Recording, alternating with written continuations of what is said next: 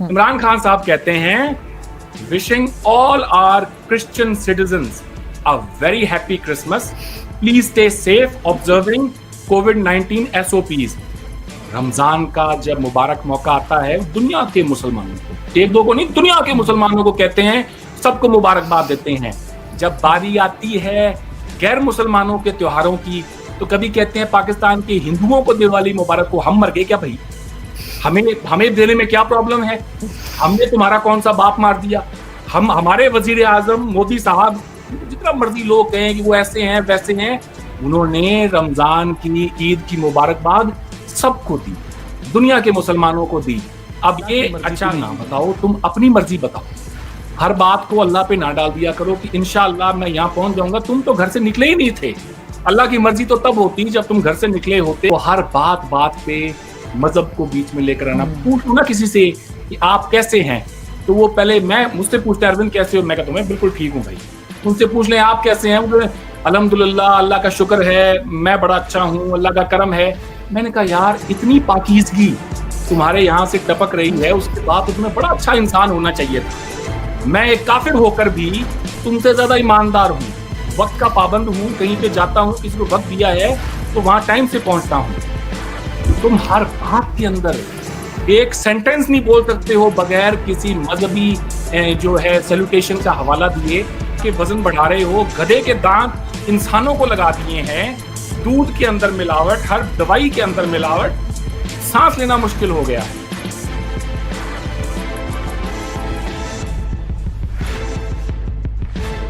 इमरान खान साहब के ऊपर कहना चाहता हूँ, मैं पूरा भरा पड़ा हूँ उस आदमी से। मैंने उसके कैंपेनिंग की थी उसके लिए। यू वोंट बिलीव, एक हिंदुस्तानी कैंपेन कर रहा है, आंखों में सच्चाई और भुगा थम रहे हैं। कैंपेन आपने ये भुगा थम रहे कहिए। मैंने इसलिए मुझे लगा यार एक चेंज की जरूरत है। इमरान खान साहब आए एक हवा का, एक खुशबू का नया झोंका लेके, और वो लोगों को उनसे उम्मीदें थी। अब इलेक्शन से पहले वो क्या कहते थे, ऐसी टीम लाऊंगा दुनिया देखेगी, हमारे पास हर मसले का हल मौजूद है, हमारा होमवर्क मुकम्मल है, शुक्र है अल्लाह का हमें 2013 के अंदर हमें हुकूमत नहीं मिली, आज हमारी तैयारी मुकम्मल है, हमें 5 साल के पीके के अंदर हमारी गवर्नमेंट ने बिल्कुल देख लिया कि किस तरह से हमने काम करना है। अब उनकी जो 2 दिन पहले जो स्टेटमेंट आई है, माफ करें ये भी मुझे बतानी पड़ेगी लोगों को, अब वो कह रहे हैं अंदाजा नहीं था हालात इतने खराब हैं। ठीक है, हुकूमत किस तरह चलानी है हमें पता ही नहीं था। बिन तैयारी के वो कहते हैं कि बिना तैयारी के किसी को हुकूमत में नहीं आना चाहिए। 1 साल तक तो इकोनॉमी की हमको समझ नहीं आई। आप खुदा का खौफ करें भाई, आप लोगों की जिंदगियों के साथ में खेल रहे हैं। ये कोई ऐसी जगह थोड़ी है जहां पर आप बैठ के कि यार हम चलो कुछ सीखते हैं नया, पहले से सीख कर आए। ये क्या मजाक है जी? यहाँ पे पाकिस्तान में 22 करोड़ आवाम बसती है, उनके रगों में खून है, वो सांस लेते हैं, वो खाना खाते हैं।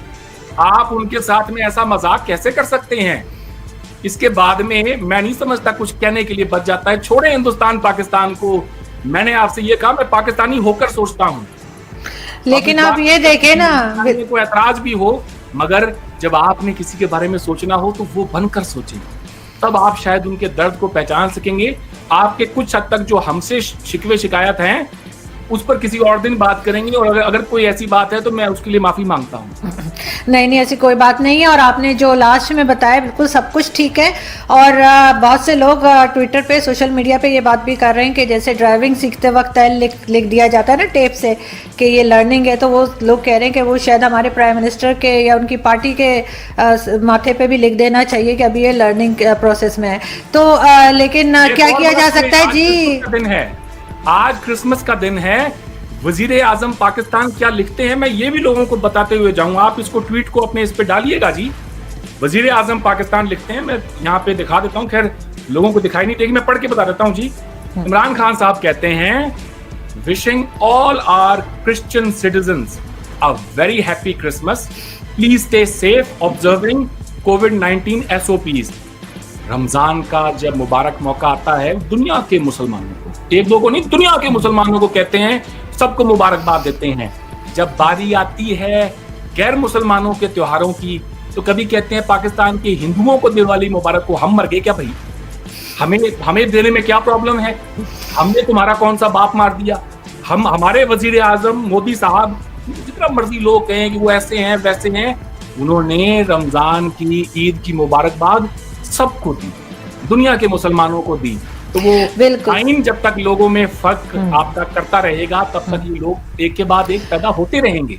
लेकिन अरविंद, जो मुल्क बना ही मजहब के नाम पर हो, उनके माइंडसेट आप कैसे चेंज कर सकते हैं? मुझे नहीं लगता कि लोगों में बांग्लादेश से सीखे, उन्होंने अपने इस्लामिक जो उनका वे ऑफ लाइफ है उसको प्रिजर्व भी किया और उसके साथ साथ दुनिया के साथ कदम से कदम मिलाकर भी चल रहे हैं। आपके बराबर में ईरान है, दुनिया में सबसे ज्यादा पीएचडीज के बच्चे वहां से निकल रहे हैं पर कैपिटा के अगर आप हिसाब से देखें तो।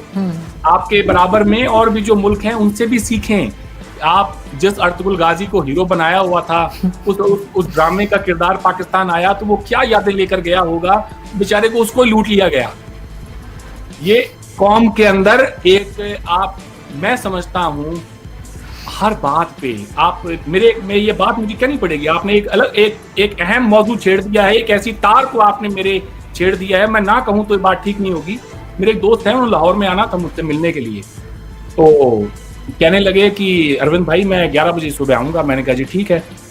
तो फिर वो फोन करते हैं मुझे 12 बजे करीब की, ओ हो अरविंद भाई, आई एम सो सॉरी, माफ करें मैं ट्रैफिक में फंस गया, मैं इंशाल्लाह बस 1 घंटे में पहुंच ही रहा हूँ। जी ठीक है, कोई बात नहीं, मैं इंतजार कर रहा हूँ आपका। फिर उनका फोन आया 1-1:30 बजे की, अरविंद भाई मुझे शर्म आ रही है, मैं कैसे कहूँ, ट्रैफिक इतना ज्यादा है कि मैं पहुंच नहीं पा रहा हूँ और बस इंशाल्लाह मुझे आप आधा पौना घंटा दे, बस मैं यूं पहुंचा। उन्होंने 5-6 बार मर्तबा फोन किया इंशाल्लाह कह के, और वो शाम को 6 बजे होटल आया। अगर वो सुन रहे हैं तो इस बात को देखें, मैंने एक एक्स्ट्रा दिन लगाया वहां पे, पूरा सुबह से इंतजार में उनके। मैंने उनसे ये कहा, मैंने कहा यार अल्लाह की मर्जी तुम ना बताओ, तुम अपनी मर्जी बताओ, हर बात को अल्लाह पे ना डाल दिया करो कि इंशाल्लाह मैं यहाँ पहुंच जाऊंगा। तुम तो घर से निकले ही नहीं थे। अल्लाह की मर्जी तो तब होती जब तुम घर से निकले होते, कार में बैठे होते, कार तुमने चलाई होती, ट्रैफिक होता भी, तुम घंटे से 2 घंटे में पहुंच जाते। तो हर बात पे मजहब को बीच में लेकर आना। पूछो ना किसी से कि आप कैसे हैं, तो वो पहले मुझसे पूछते अरविंद कैसे हो, मैं कहता हूँ मैं बिल्कुल ठीक हूँ भाई। उनसे पूछ लें आप कैसे हैं, अल्हम्दुलिल्लाह अल्लाह का शुक्र है, मैं बड़ा अच्छा हूँ, अल्लाह का करम है। मैंने कहा यार इतनी पाकीज़गी तुम्हारे यहाँ से टपक रही है, उसके बाद तो तुम्हें बड़ा अच्छा इंसान होना चाहिए था। मैं एक काफिर होकर भी तुमसे ज्यादा ईमानदार हूँ, वक्त का पाबंद हूँ, कहीं पे जाता हूँ, किसी को वक्त दिया है तो वहां टाइम से पहुंचता हूँ।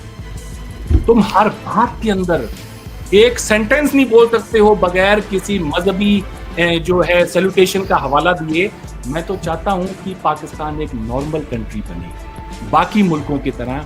कोई ऐसा वक्त आए जब एक ट्रुथ एंड रिकंसिलिएशन कमीशन बैठे और हमारे लोग आपस में मिलके ये कहें कि हाँ भाई हमसे गलतियां हुई हैं, हम भी माफी मांगे उन लोगों की, उन मुसलमानों की जो पाकिस्तान से निकाले, जो हमारे यहाँ से निकाले गए, मारे गए, और पाकिस्तान भी माफी मांगे।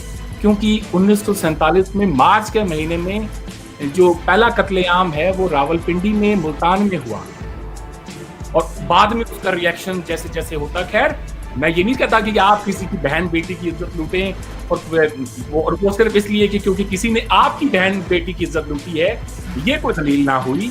मैं शर्मिंदा हूँ, मैं यहाँ पे आपके सामने कह रहा हूँ, और जो हर बात जो कह रहा हूँ मेरे दिल से निकल रही है, मेरी आंखें इस बात की गवाही दे रही हैं। मैं शर्मिंदा हूँ उन मुसलमानों के लिए जिनकी आबरू लूटी गई, जिनकी जमीन जायदाद लूटी गई, जिनको मार के हिंदुस्तान से पाकिस्तान की तरफ भगाया गया।